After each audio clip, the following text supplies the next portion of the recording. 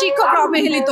আমরা অন্যের সন্তানকে মাতৃস্নেহে লালন পালন করতেছি, আর আমাদের নিজেদের সন্তানকে সময় দিতে পারছি না।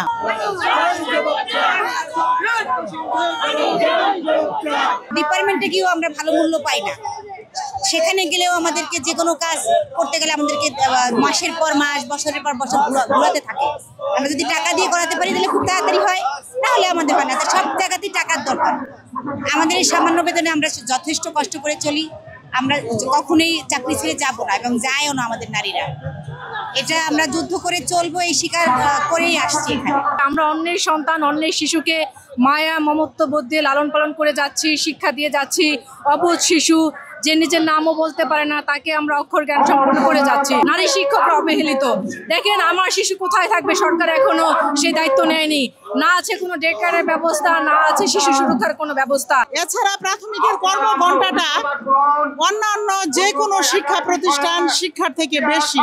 আমরা অন্যের সন্তানকে মাতৃস্নেহে খুব যত্ন করে লালন পালন করতেছি, আর আমাদের নিজেদের সন্তানকে সময় দিতে পারছি না। বর্তমানে যে দ্রব্যমূল্যের ঊর্ধ্বগতির সাথে সাথে আমাদের সরকারি প্রাথমিক শিক্ষকদের যে বেতন, এটা কিন্তু আমাদের পোষায় না।